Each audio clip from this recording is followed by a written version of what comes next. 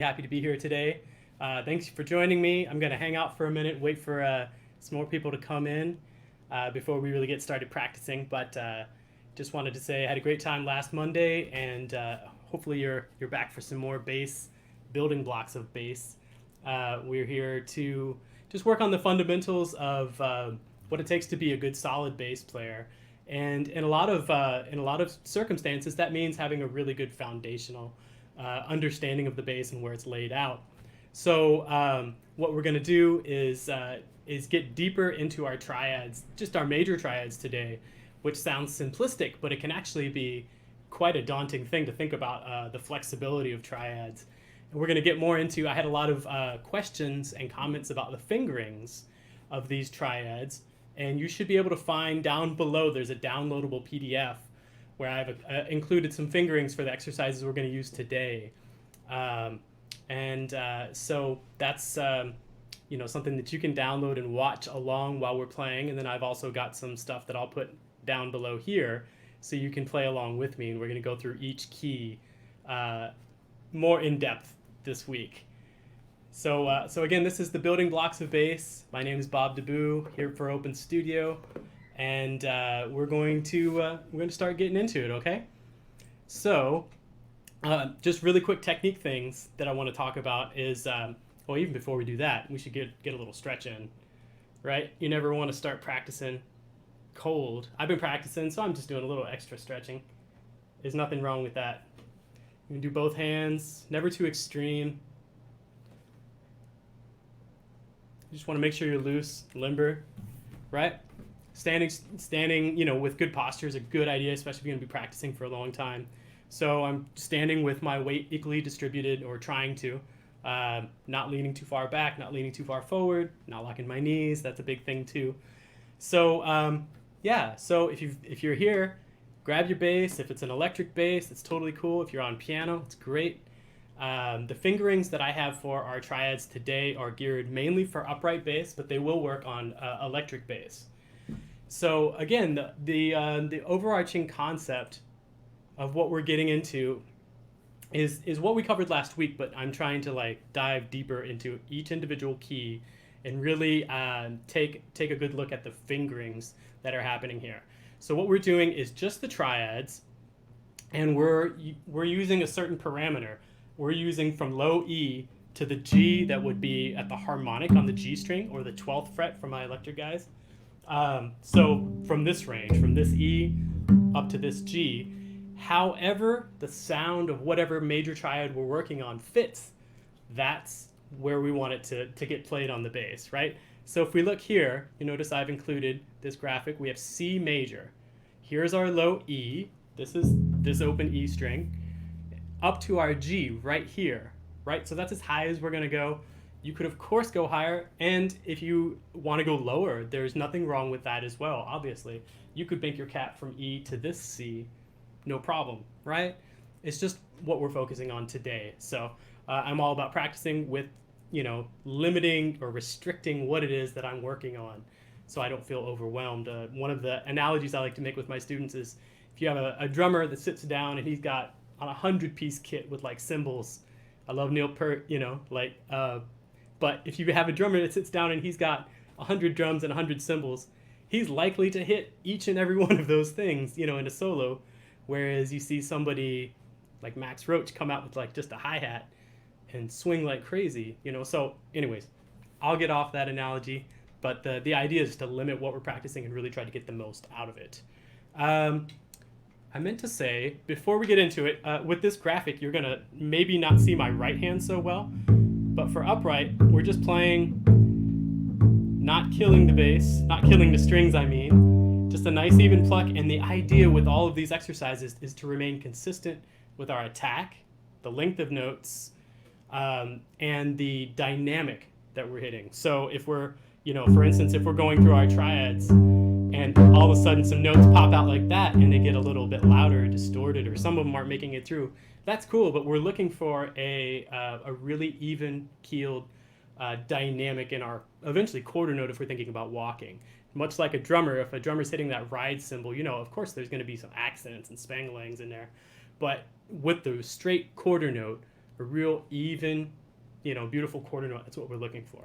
All right, so let's get into it. Again, we're here with our C major triad, and this is between E and G.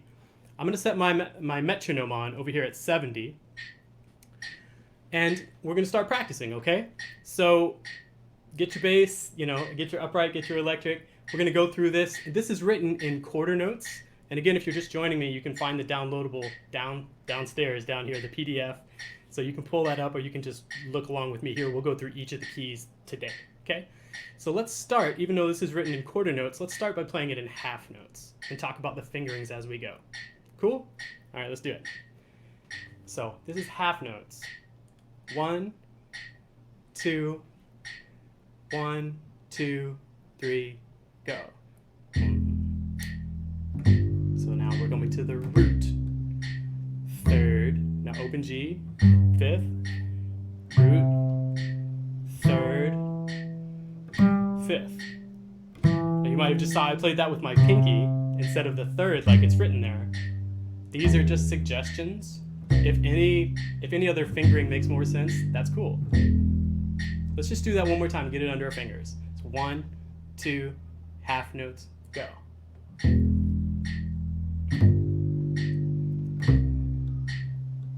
So even though we're playing this is more simplistic, right?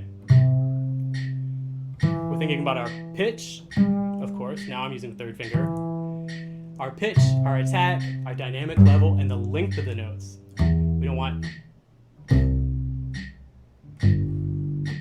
that. We want long legato notes, okay? Especially if we're thinking jazz, if we're thinking of walking, right? All right, so let's try quarter notes now. So 1, 2, 3, go.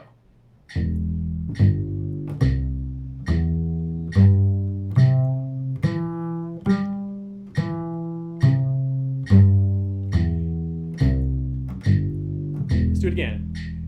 2, 3, go.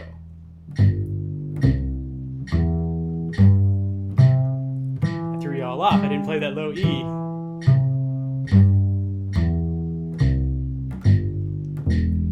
Let's try it in eighth notes now. So we're immediately going to start increasing our rhythmic density or value, so we can start to get these under our fingers in a quicker way. Now make sure this fingering still works for you when you're going fast. It should work equally well. Let's try it. So 1 and 2 and eighth notes, go.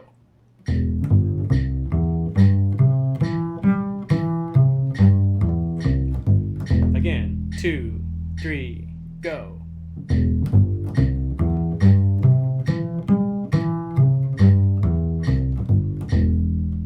Cool? Excellent. Now some of these, when we get into different keys, are going to be a little bit longer, a little bit shorter, just by the way our parameter length is working out. Like A flat, for instance, is not going to have this many notes, so the exercise will be a little bit shorter. You'll notice that I have a 3-4 written over here. As we move on, some of them are going to be just, they're meant to be played all the way through, and that's the only reason that I have these odd time signatures written here. Don't freak out about that. It's all just quarter notes. It's just a matter of how I have it broken down. So let's try this as triplets now, okay? So as we get faster, of course, and I'll take this away just for a second. As we get faster, you could probably do, or most likely you could do this.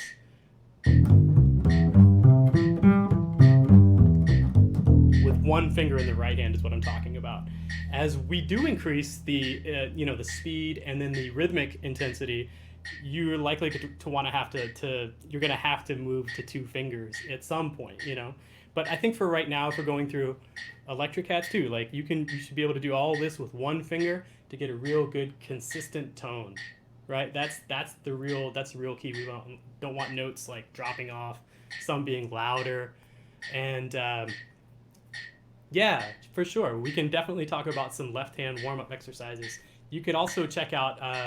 I did a guided practice session for Christian McBride's Fundamentals of Jazz Bass course, which is available on Open Studio. You should be able to find a link below.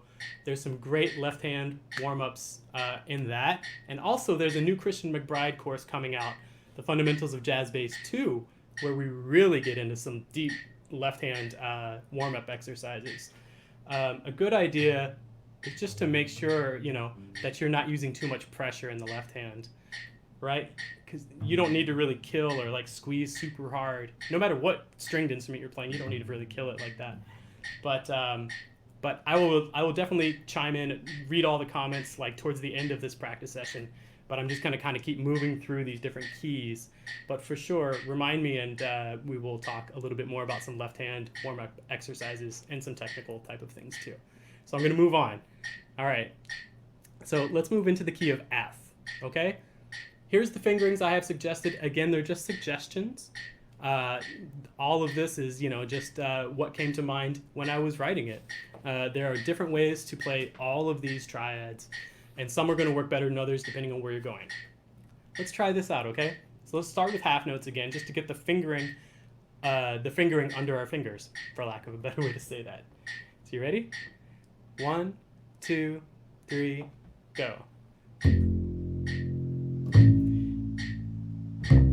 Now here comes a shift. If you see these arrows, that means I'm staying on the same string and I'm shifting up. I didn't put it down because it's the same thing, same shift. We're staying on the D string. And if you see those letters italicized under the numbers are the fingers. I don't think I said that, but the numbers are our fingers in our left hand. So 1 is of course our first finger. Open is an open string. 4 is our pinky. 2 is our middle finger, and 3 is the ring finger, okay? Just to clarify if there's any questions about that. So, and again, when we do this shift, it's from F on the D string up to A. You see I'm going 4th finger to 1st finger. Okay? So if half notes is where it's at for you right now, that's totally cool. I'm going to work on just practicing with increasing rhythmic density. So let's move on to quarter notes, okay? And again, I'm just leaving it, I'm just using my first finger in my right hand for consistency's sake, okay? Let's try it. So 1, 2, 3, go. Here's that shift. Remember, all these notes are long. Looking for a clear attack. Let's do it again. And it really, when we practice triads, it's a great idea to think, like use your ear training when you're practicing this. If you hear the root, where's the third? Because eventually, already, all of this plays into what we're hearing when we hear a chord or we hear a melody. So we want to be able to translate what it sounds like to what it feels like on the bass. So inside of the triad, right, there's a major third, a minor third, perfect fourth, and then it rehashes and it starts over again, unless you break it up, Let's try it again. Let's do quarter notes. So 1, 2, 3, go.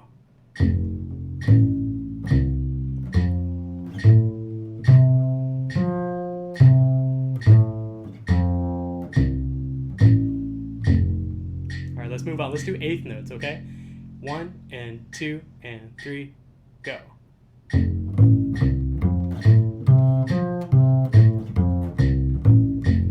2, 3, again.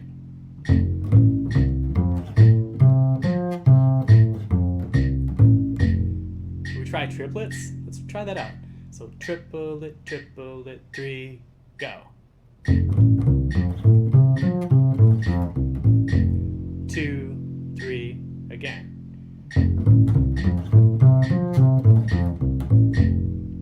Cool. All right, excellent. So we've got a lot of keys to do, so we're gonna move along. But I also wanted to say really briefly that the fingering concept we have here is to try to not do a lot of shifting up this way. I try to keep the shifts minimal, and I'm trying to go across the bass this way as much as possible. Now, if I do, like for instance, let's check out B flat. If I'm playing F to B flat, well, I've got the first 4 notes in what we call half position, or this first position down here. And then a shift, but that's the only shift that I need to do, thankfully, because we have that D as a bridge, so we don't have to, we don't have to actually play that D on the A string, and we can use the open D string. So the idea is to go across as much as possible wherever you are and know all those notes. So this exercise is supposed to help with that too. Okay, so let's do half notes here. 1, 2, 3, go. Make all these long and legato.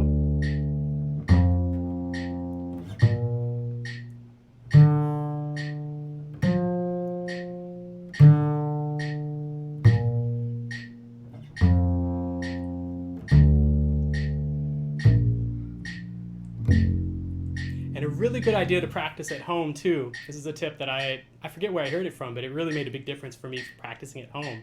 So if I stand, like I'll stand over against this wall or in this corner, like with the bass facing that corner. And when I practice there, I can really hear myself in a much different way. You know what I mean? It's almost like I'm amplified. So maybe try that, and if you're home with the electric bass, plug in so you can hear what it sounds like, because when you're playing live, you're going to be with an amplifier, right? All right, I'll stop talking. You practice some more, right? So let's do quarter notes. I think you got half notes. So 1, 2, 3, go.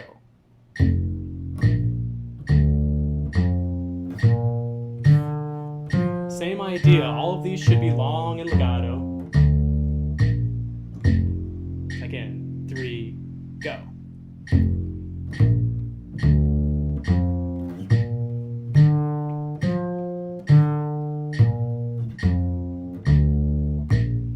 Let's go into eighth notes. 3 and 4 and.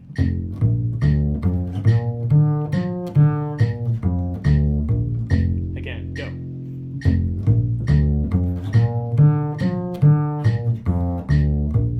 Let's do triplets. 2, 3, go.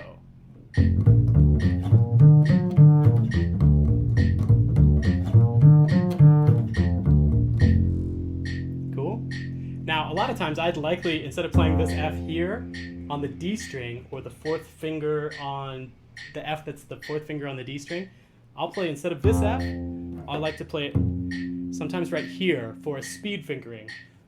So another tip that I like is basically the longer you can make the string. So you've got the bridge, right? The bridge is ringing from the bridge to the nut. As long as you can make the string, the better it's going to sound. It's going to have more overtones in it. Playing open strings, of course, has a vibe to itself. The shorter you make the strings, or the more you play on the thicker, the tubbier strings, that's the type of sound you're going to get, right?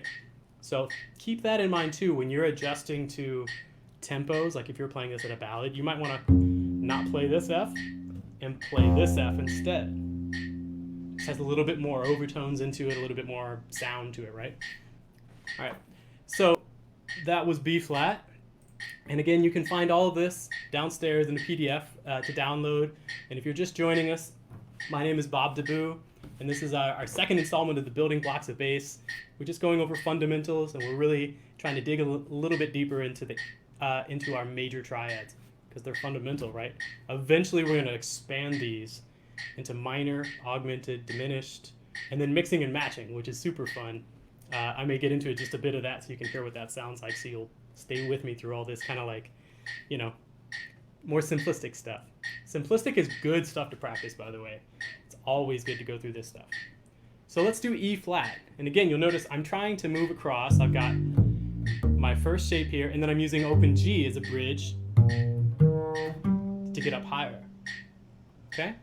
Let's try it. So half notes just to get it under our fingers, then we'll move into quarter notes, then we'll do eighth notes, and then we'll do triplets. Okay? And I'll count us off in between to get into each of those rhythms. Okay? So let's start with half notes. 1, 2, 3, go.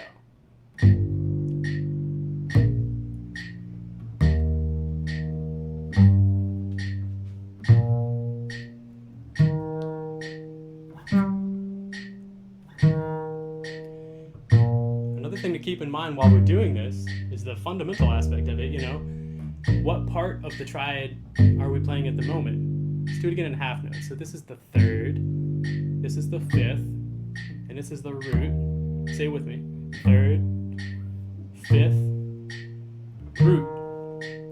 Third, root, fifth, third. Think about the intervals. Root, fifth. This is a minor third down to the third. Okay? If all that's overkill, it's okay. You can go back and watch this again later. Slow down what I'm doing. Put a comment in, you know what I mean? I'm gonna get back to the comments after we do our practice session and try to address all the comments that I see. So by all means, write something. I will talk about it after we get through all our keys and do a little bit more practicing, okay? So just bear with me. So let's do E flat. Let's do it in quarter notes, okay? 1, 2, 3, go.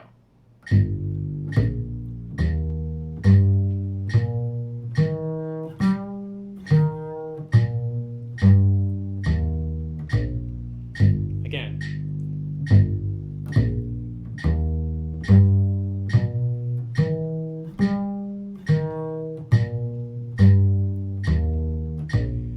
Eighth notes, you ready? So 1 and 2 and 3, 4.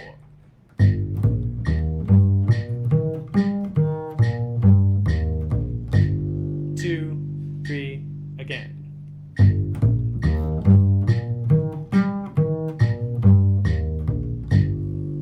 Let's do triplets. You ready?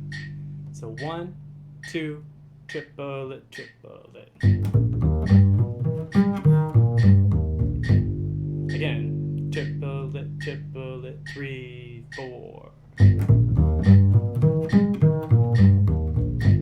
Apologies, that was the weirdest count off ever. Now this one, some of these exercises, you can just loop them. So check this out. So 1, 2, triplet, 3, 4.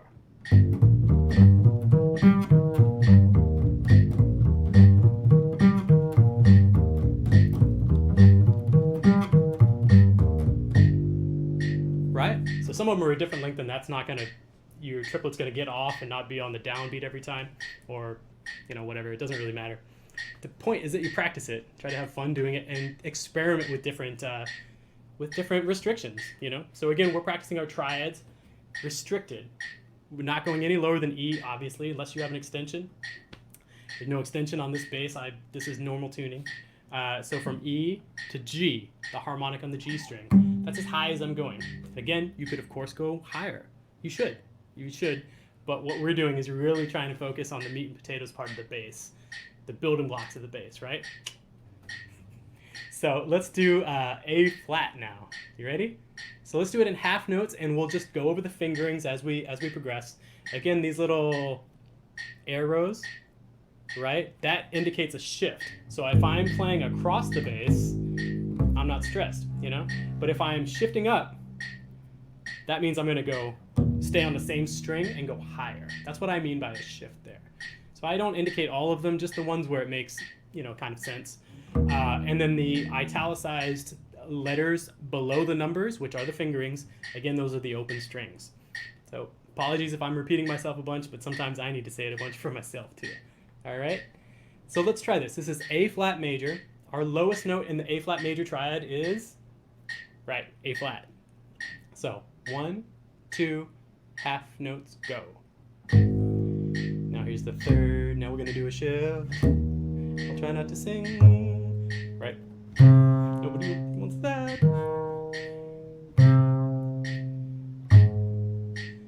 And try to hear these intervallically too. Let's just loop this, okay? So let's go up to the third now. Now a minor third. Now a perfect fourth. That's important to hear that. Major third. Right? And as you're doing this too, also keeping the root in your ear.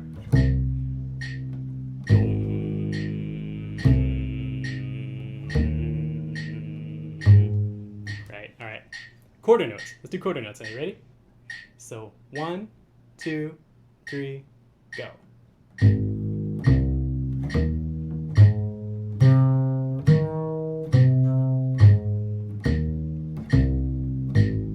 Okay, just another thing, as I'm going through and I'm playing in my left hand, I'm trying to stay on the tips of my fingers to really get a good, clear, resonant sound. Do you know what I mean? It's all about sound. You got to make it sound good, and that's why another reason we practice slow, to get a good sound.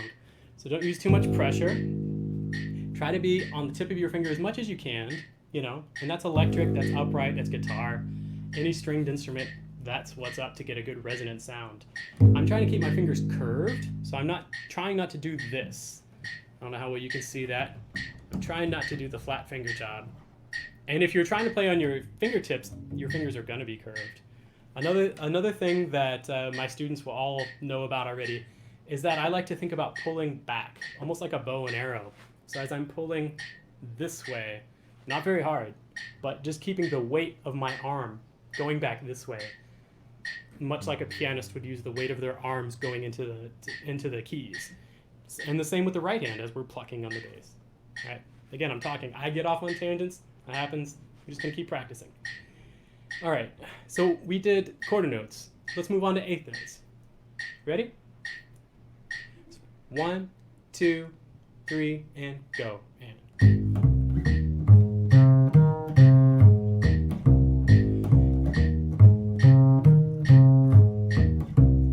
right? So you can just keep this looping, and it lays out pretty well. And you notice we're not doing very many shifts. Now you may ask, why not go? I can barely do that. That's a lot of, especially when you're going up the G string and doing these big shifts.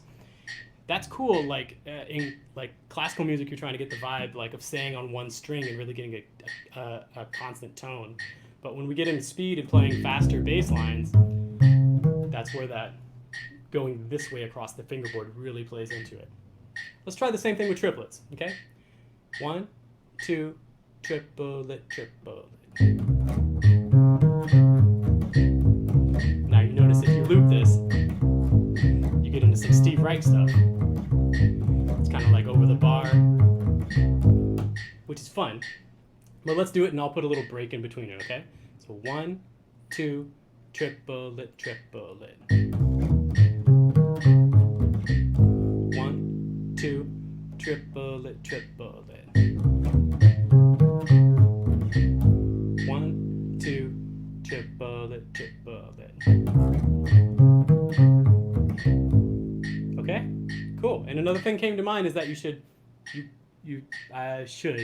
can, and I would suggest, and I've done this, is to flip all these exercises. So we're going low, as in low notes, to high. Flip them around immediately. That should be like the next thing that we start working on.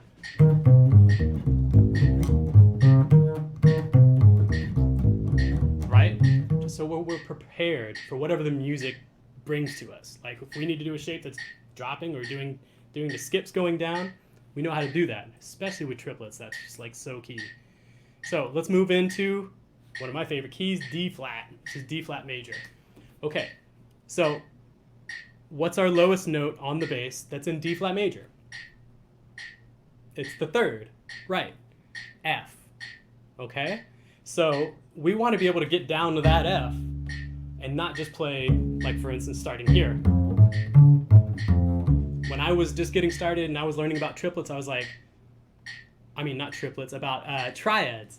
Learning about triads, and I was like, why do I need to practice that? Like that doesn't make a lot of sense. Like, okay, I get it. That's cool, But once I realized, or somebody told me likely, and then it kind of got in my head, that you can expand it, and you have to when you're playing bass lines. You're going to drop down to this low F. You're going to drop down to the low E when you're in C. But anyways, I'm talking again. Let's do half notes. You ready? So you see my shift. Let's see if I can line my finger up there, right? And we got another one there. That's just kind of fun for me to do. All right. So 1, 2, half notes, go. I guess there's a shift there too. Now I'm going up on the A string. This is more like one of those speed fingerings that I talked about. As in we can play it faster. To the F that's on the A string. Down to the F. Down here. Let's do it again. 3, 4.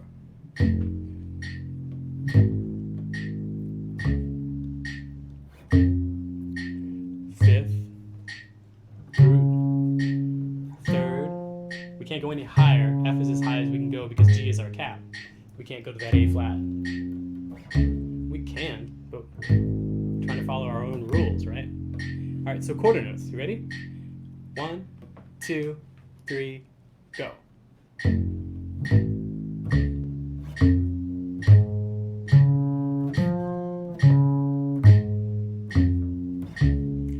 Remember, our tenets for sound are keeping long legato notes, really clear attack, and even dynamic range. I talked about that at the beginning, but maybe you're just joining us, or maybe I need to say it again so I remember to practice it. And again, you can find a lot of this stuff in my guided practice sessions on Christian McBride's Fundamentals of Jazz Bass course, and also the upcoming Fundamentals of Jazz Bass 2. I think that's the name of it. I think that's what we're going with, right? Little help, Andrew? Yeah? I don't know. So, anyways, so there's a lot of guided practice session stuff that really goes in deeper than what we're able to get into today. But I have courses available on openstudio.com, openstudiojazz.com. You can find all that links down below. Let's do eighth notes in D flat. We didn't do that yet, right? Eighth notes, D flat. 1, 2, 3, and go. And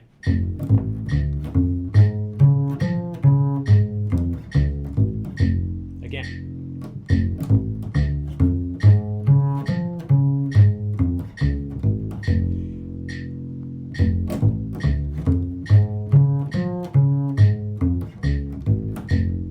Okay, let's try triplets, okay? 1, 2, triplet, triplet. And this is another one you can loop. So let's try it. Let's try it like 3 times through without stopping. 1, 2, triplet, triplet.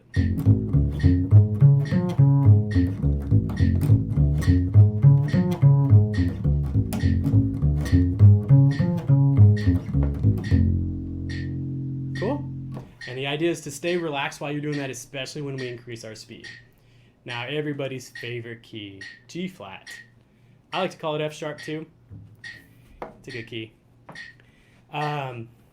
So, G flat is just like the F key. It's just like a half step higher. It's just like the G major key. It's just a half step lower.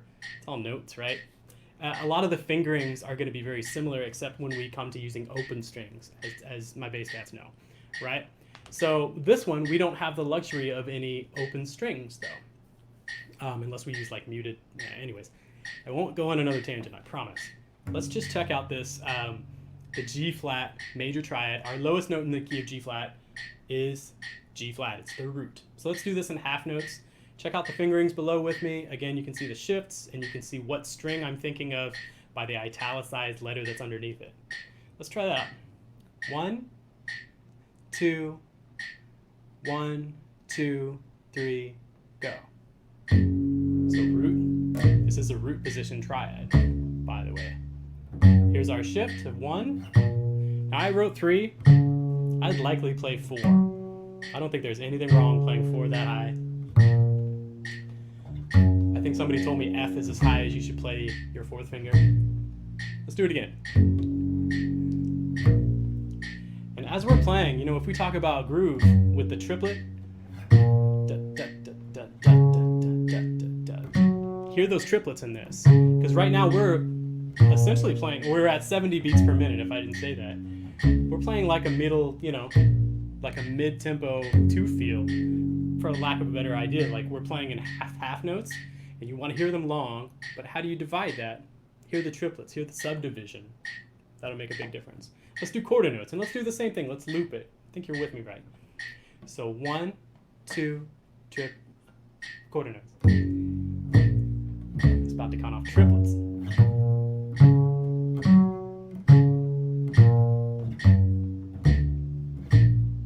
Loop it.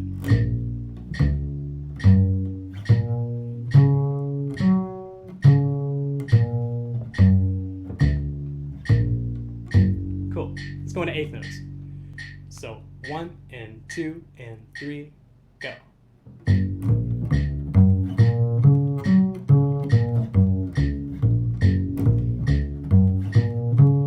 Let's do it one more time.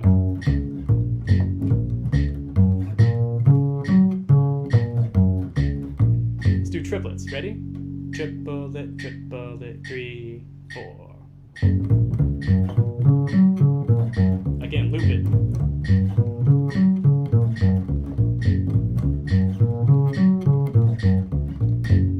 Cool? All right. So we've got keys to get through, so I'm just going to keep trucking. And I promise I'm going to get to all these, any comments or questions that we have below. You can always email me to.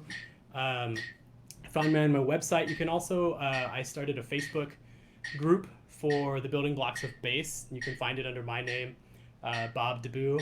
And I'm sure we can find a link or something to that too, where you'll also have the downloadable stuff, and we can have more comments. We can chat more about the stuff if you want to. Cool. That being said, let's move into B.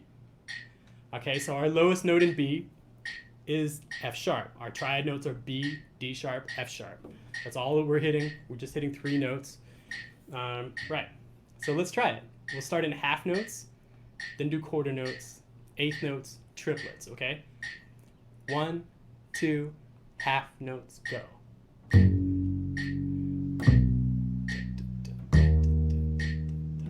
Here's our shift to 2.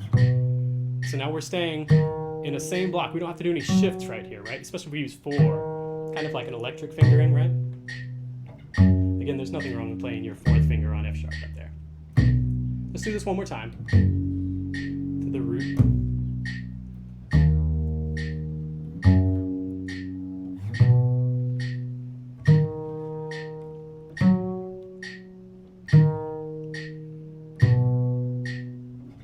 Try to hear the next note that's coming up. That can really help with your ear. Let's do quarter notes. So that was really abrupt. Hopefully you're up with me.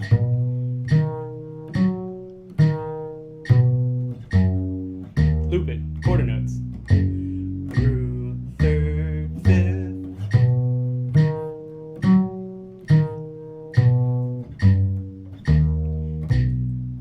So let's do 8th notes. 2 and 3 and go.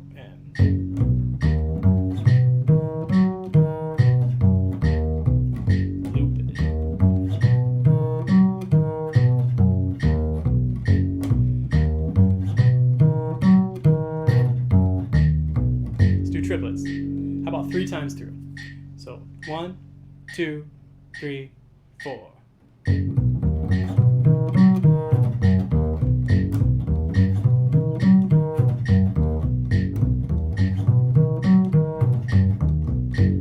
Cool. For the sake of time, we're gonna burn into E. Okay? So half notes. Just get the fingerings under our fingers, and then moving on. 1, 2, 3, 4.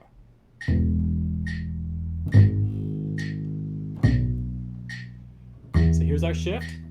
And again, we don't have to do any other shifts once we get up here. It's 2 shifts. It's better than like going up and down that G string. Let's go into quarter notes for the sake of time. 1, 2, 3.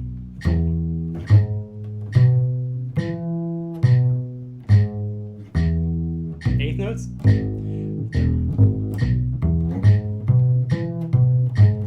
Triplets.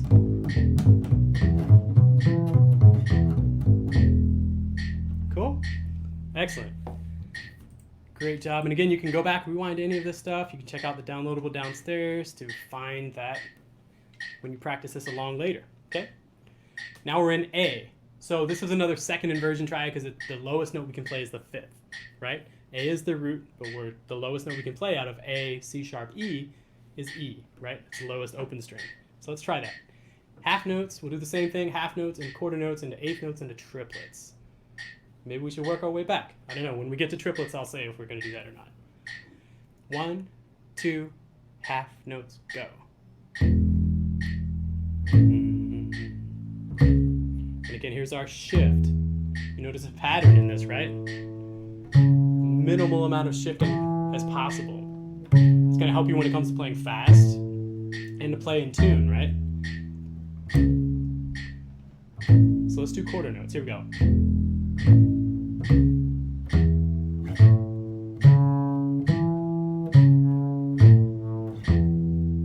Eighth notes.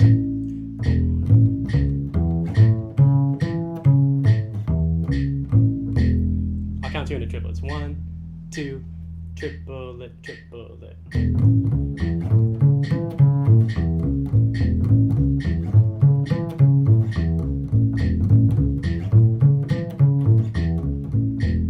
Cool. Obviously, you can keep going. Hit the 16ths next. D major. Okay, we got 2 more keys, and then I'm going to hit these comments and see if there's any questions that we can talk about, okay? Let's do it. So D, our lowest note, is the 3rd, so this is a first inversion major triad. So half notes, 2, 3, go. Now here's the little trick, is playing F sharp on the A string so that we can have our hands going across the bass instead of like doing these big shifts. It's for speed. This is more of a speed fingering by playing that F sharp there. We could play it on the D string. It would go faster. Let's do quarter notes.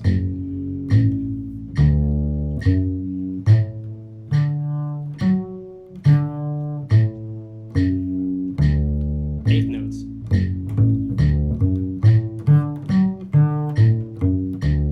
These triplets. 2, triplet, triplet.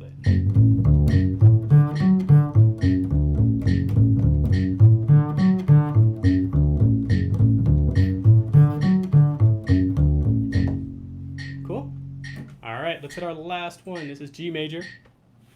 Now I say last one, but ultimately I like to practice these where I go through all the keys. I'm hitting the cycle of fourths, and I'll just bounce from one key to the next, which is the exercise you see below as well. You know, so that's kind of a good way to hit all the keys and get a good like workout with all these keys in the major triads. All right, so let's hit G, the lowest note of our G major triad, which is G, B, and D. Our lowest note is G, right? Yeah. Cool. And our highest note is going to be G. So let's try it out. So see, automatically I went to this like half position to play G with my 4th finger, and I would go this way.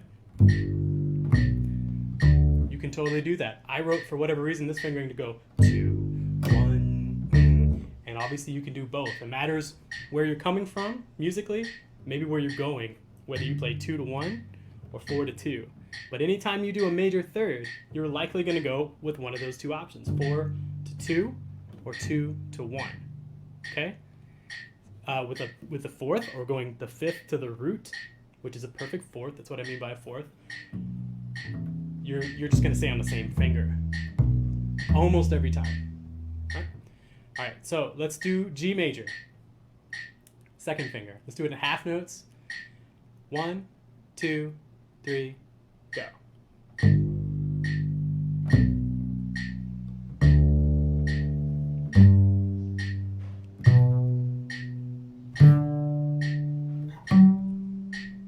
Oh, I totally flubbed that G. That's why we practice.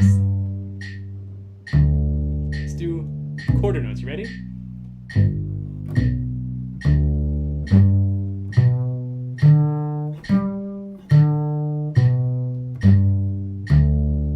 Notes.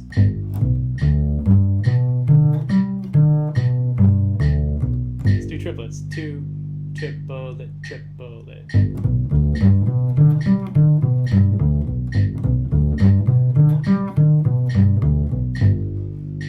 Cool. Okay, good. That's a good workout, you know, if you've not done that before too. There's a lot that you can get out of going through your triads. And of course they're fundamental to everything that we do on the bass. So now I'm going to jump in to checking out some of the comments. I'm just going to start from the first ones. Hey, Sims from Colombia. Very cool. Yeah, I see some friends from the last time. Shawshank Das. What's up, man? I see you're in the Facebook group too, I think. If you're not in the Facebook group, join it. Let's talk about practicing, right? This is bass guided practice session. I want to hear about what you want to practice, what we can work on together, and you know, how we can get better. That's the whole point, especially, you know, as we're kind of all stuck at home, or most of us are stuck at home, you know. Let's practice, let's shed. So, okay, the picture and the sound seems to be out of sync. Oh no, again? I'm sorry to hear that. Hopefully it wasn't too bad, Dominic, but I see you there. All right, could you please suggest some left-hand warm-up exercises? Yeah, absolutely. So hopefully you're still with us, Shashank, and apologies if I'm mispronouncing how you say your name, just what I'm reading there from the comment. But a good left-hand exercise, and I go over this in the Christian McBride Fundamentals of Jazz Bass 2, course where I do my guided practice session, we talk about playing individual notes in the left hand, and a good warm-up is to say, let's for instance take a B flat on the G string, okay, with our pinky, okay? So now what I want you to do, and I saw this, go check out Gary Peacock's instructional video. I think you can find it on YouTube. I had a tape of it a long time ago. But this is the first time that I heard about this. And then of course Christian brings it up in his course too, where he's talking about you don't need like a metric ton of weight going against the strings this way. It doesn't make any difference in the tone, how hard you're pulling. I mean, it does if you're not using enough, or if you're not firmly grounded. You know, if you don't have your feet on the ground properly, you're gonna trip, right? So again, I have my weight coming back this way just a little bit. I'm not pulling the bass back, and I'm really not trying to squeeze too much and wear out my muscle right here, right? So the exercise, to play a B flat on the G string, and before you press it down, I just want you to pluck it to where it's muted, and then slowly start to add some pressure. Now you could squeeze harder. I'm gonna squeeze harder. Sound any different? Not to me. So go back the other way and start releasing the pressure. Do you hear that buzzing? Hopefully that's coming through. That's not what I want. I want it to where it's clear, and I can play them long and have them sustained. Really, that's what this Triads exercise was all about. Like, of course, learning the notes, but also working on our sound, getting that long, sustained, clear, like bell type of tone, pizzicato. This also works with the bow, of course, and you should practice this arco. It's really going to help a bunch. So try the same thing. So we did our pinky. Let's try it with our second finger now, right? So we're going to play A, stay in the first position, or the half position, whatever this is called, right? So this is A, and play it to where it's muted, and then just slowly start to add pressure till you start to hear the pitch. But that's not a good pitch, right? You can hear that buzzing. It's not what we're looking for, so keep adding a little bit more.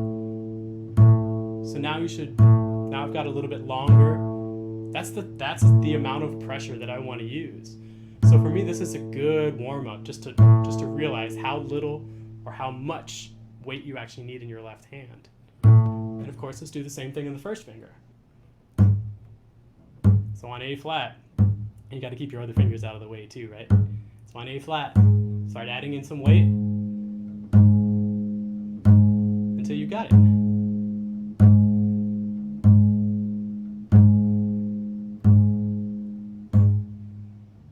Cool? All right, so that's one left hand warm-up exercise too. Make sure you're stretching before you do any of these practices too, okay? Cool. So let me know if that helps you at all. Cha-ching. Okay, so check out the free trial we have for Christian McBride. Yes, indeed.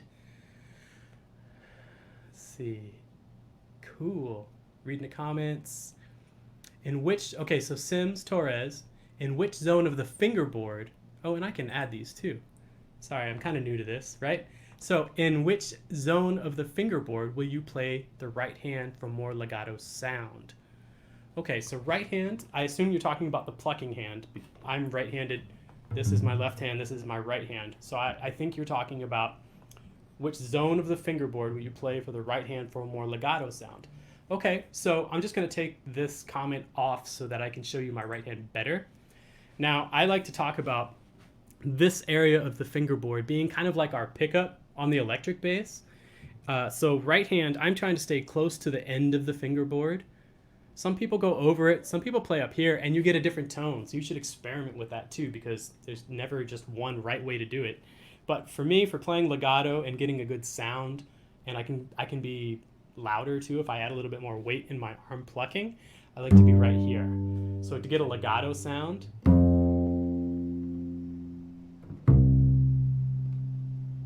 I'm plucking right there. You could, of course, you could play legato here, but you hear the difference in the tone. I hope it's coming through, right? But now if I go back down and playing here too, hear the difference in the tone, hopefully immediately. But I'm also plucking at the side of my finger. I can't show you too well, but the side of my finger, and I'm pulling into the next string, right?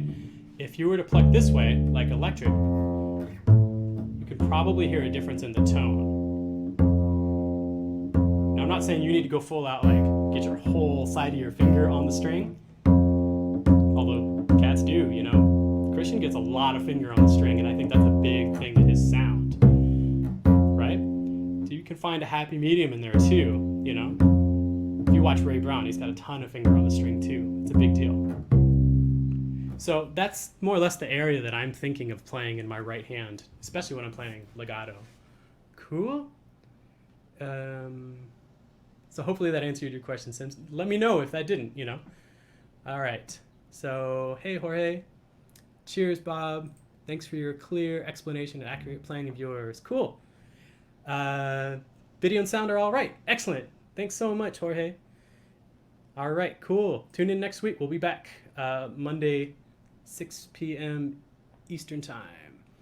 Sashank, I'm noticing you're using your index finger for the most part for an even sound. What right hand technique do you use at faster tempos?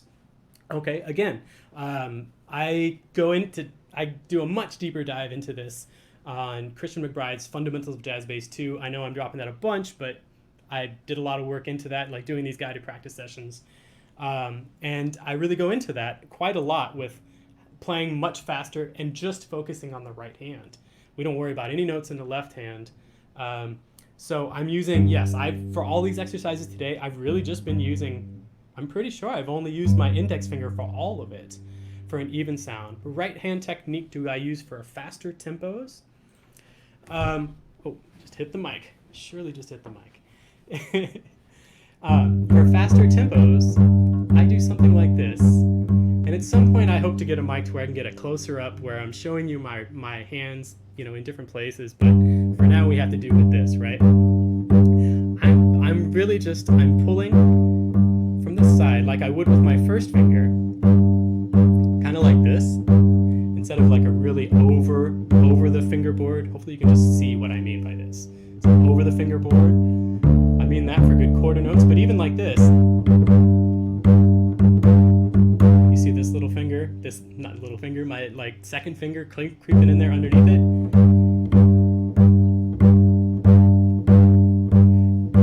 Or you can kind of get a little bit more to the side like this. I'm leaning over the bass. I'm trying to show you a technique is, my posture is sucky. So if I do this, it's a little bit more like what I would do if I'm starting to go faster. And the idea there is to keep everything, again, like an even keel dynamic range. Not like, you hear where I'm accenting that? I'm not trying to do that. I'm thinking about like if I was playing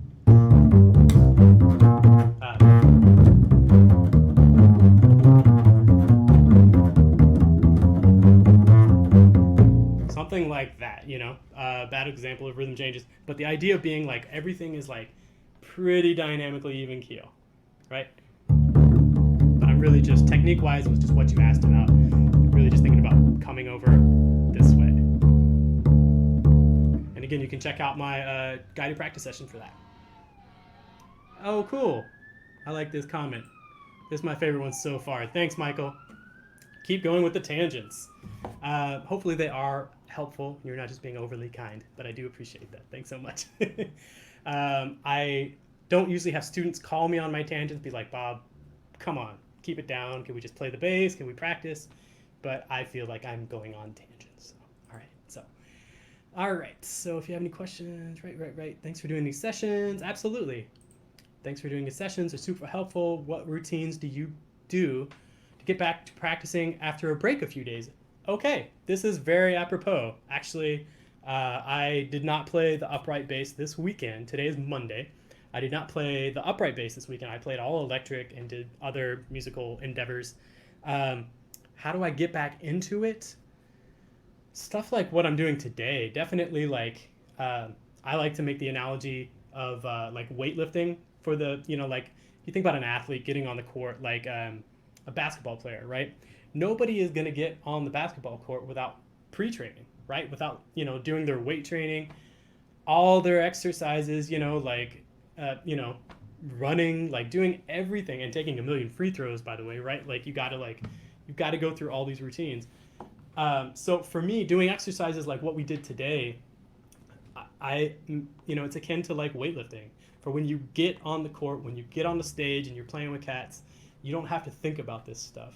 That's what practicing is to me. Is like, and I'm not alone in this. Is just repetition, super repetition, and really trying to focus on details while we're practicing. Because when you're on the stage, those details are all evident, right? So we want to keep everything at a high level, even when we're practicing, even if we're practicing something simplistic.